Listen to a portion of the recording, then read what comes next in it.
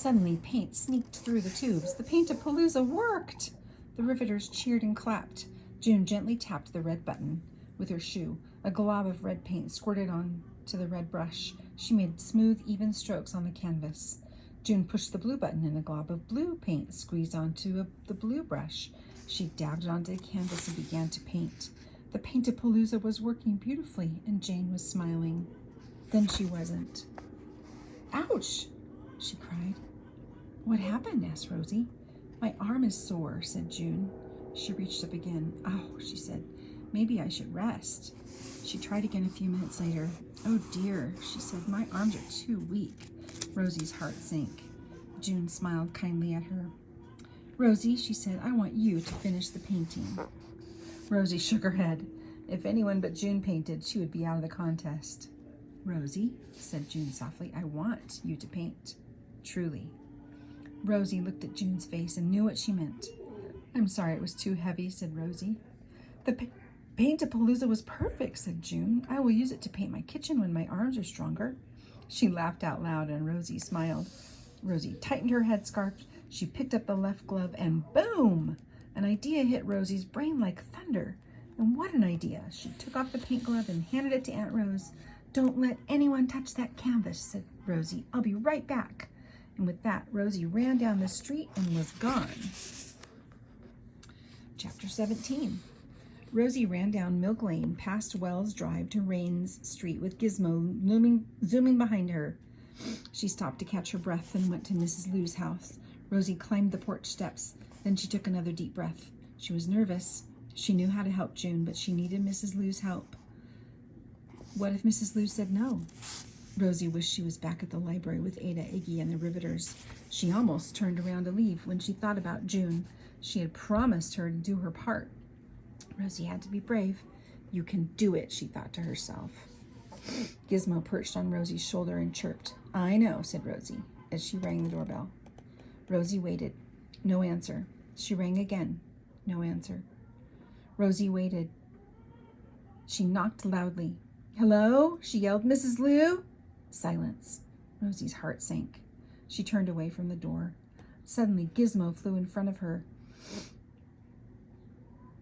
And she flapped her wings furiously and looped the loop, blocking Rosie's way. What's wrong? Asked Rosie.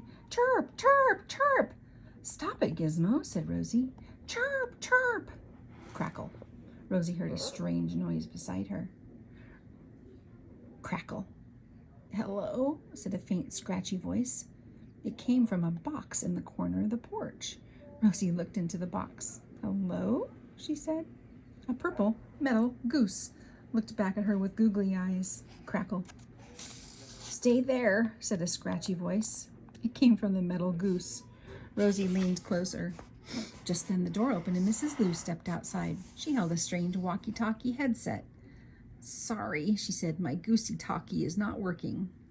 She pushed a button on the back of the goose. She clicked a button on her handset. The goose's beak crackled, snapped open. Crackle. Hello, hello, said Mrs. Lou into her handset, and her voice came out of the goose's mouth. That's more like it. Then she tossed the handset into the box and smiled. Hello, Rosie, she said. Glad to see you. Rosie was shocked. Mrs. Lou was so friendly. Rosie thought about how Mrs. Lou had shut the curtains on her and how she sneaked like a shadow in the garden.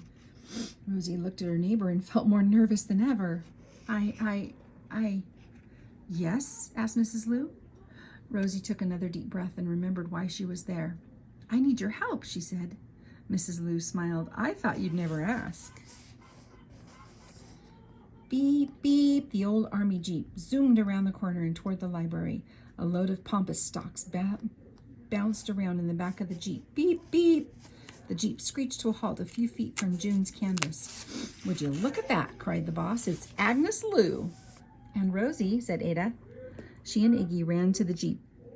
Rosie, they said, what's going on? Rosie flipped open the glove box and Gizmo hopped out. She chirped happily and flew to the top of the canvas. June needed lighter brushes, Rosie said, so I asked Mrs. Lou if we could use one of the pampas stalks from her garden. She cut them all down. Mrs. Lou and Rosie jumped out of the jeep and grabbed a bunch of plumes from the back. Agnes Lou, said Aunt Rose, what have you done to your beautiful garden? Doesn't matter, said Mrs. Lou. When a riveter needs something, I do my part. June need these more than I do. She pulled a pair of shears from the pocket of her duster and trimmed one of the stalks. They're lighter than those curtain rods, said Mrs. Lou. Though I would have tried curtain rods too. It was a good design. Rosie looked confused. You design things? She asked. Mrs. Lou laughed. Well, of course I do. She said, I'm an engineer too, and we engineers have to help each other. That's why I left that bucket of tubes and tape for you.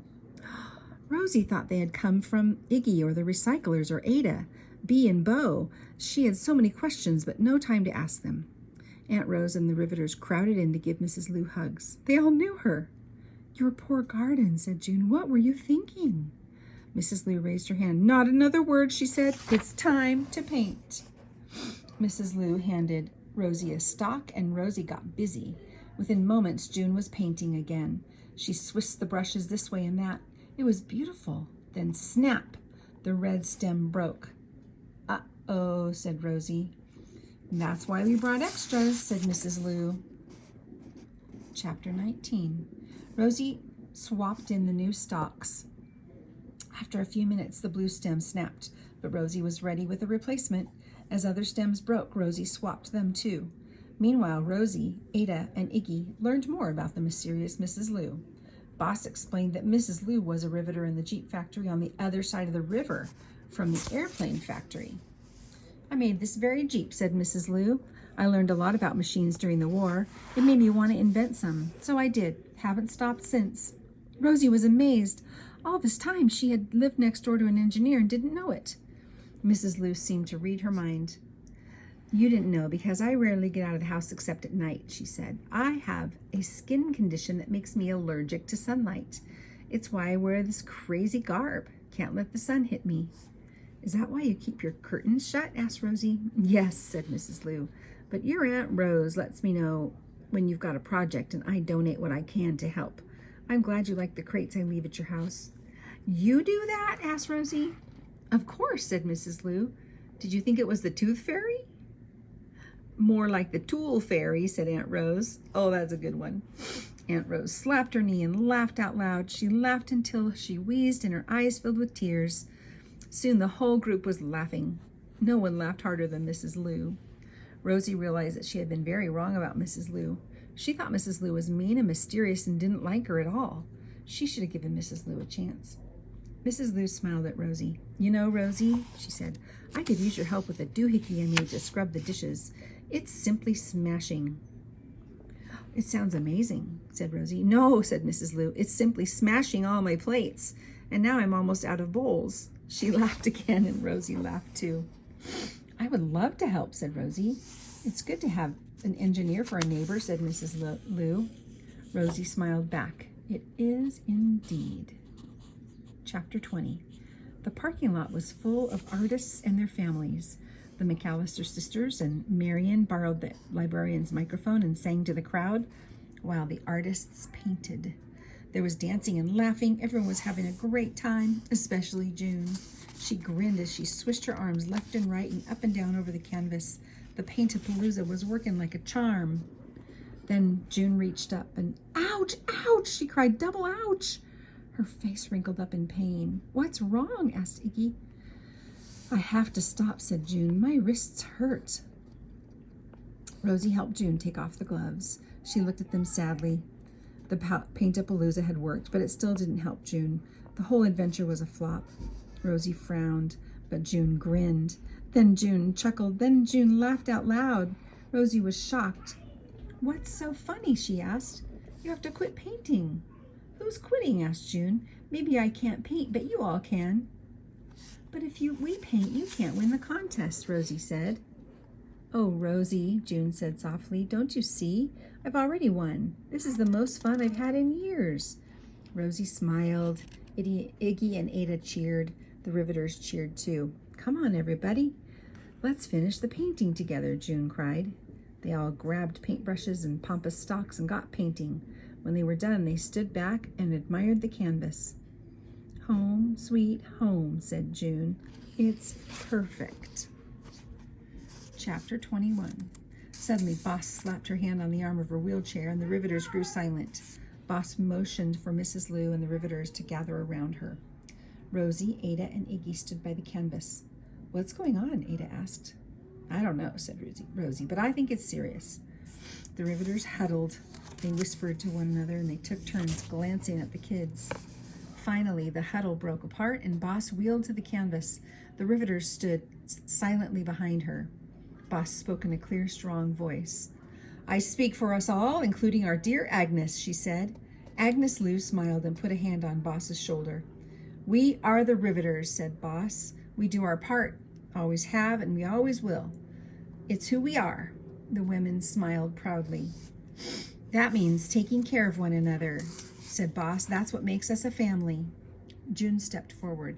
"Rosie, Ada, and Iggy," she said, "you did something important when you made that contraption. You helped someone you didn't even know.